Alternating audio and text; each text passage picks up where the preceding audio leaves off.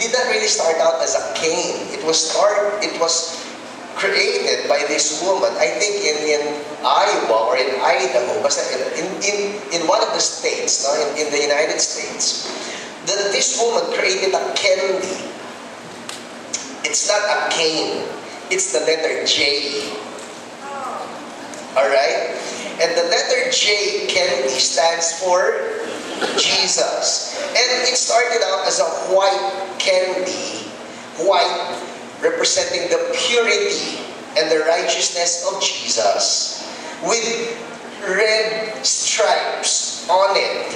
Red being the color of the blood of Jesus. So that everybody that this woman will give the candy to, that person would always be reminded that the season is about J.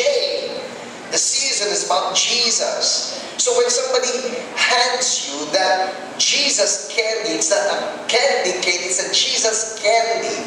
So when somebody hands you that Jesus candy, you will always remember, thank you, Lord, for Jesus. Thank you for His pure life. Thank you for His righteous life. And thank you for the blood that was shed on the cross that will wash away all of my sins. But see, the reason why I told you that story of the Jesus candy is because of this.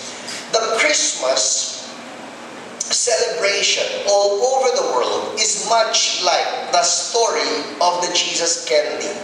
Because nowadays, you talk about Christmas, you're just talking about the festivities. You're talking about the Kris Kringle. You're talking about the Bonita Bonito. You're talking about the Santa Claus. You're talking about the party.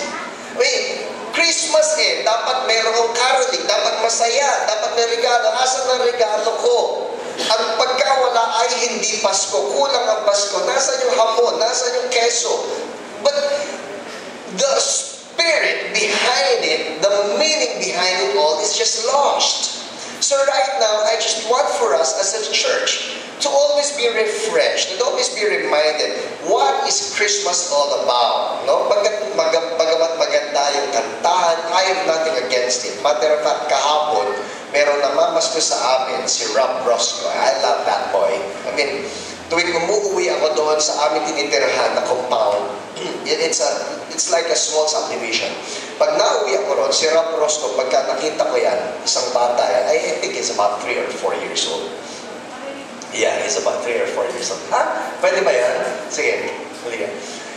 This boy, lagi ko ibababa yung bintana ng kotse ko para sabihin, anong pangalan mo?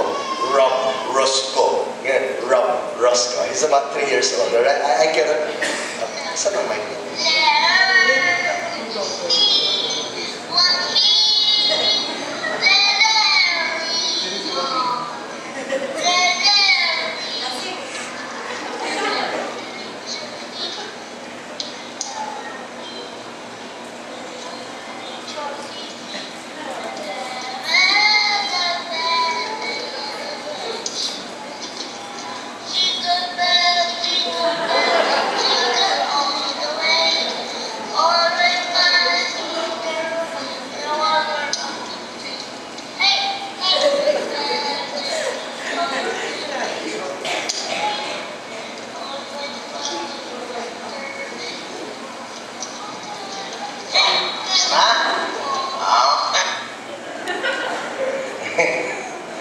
He was not even looking at me. He was toying with his toy.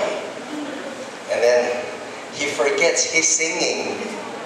Alam mo yan, nakakalimutan niya, kumakanta nga pala siya. Anyway, ba't niyo pa pinatugtog sa akin yun? Para makilala niyo si Rob Roscoe. Alright. So, I mean, I love the singing. I love children singing carols. But let's not forget what Christmas is all about. So right now, I want you to open your Bibles with me. Why did Jesus come? That's the question that we want to answer today.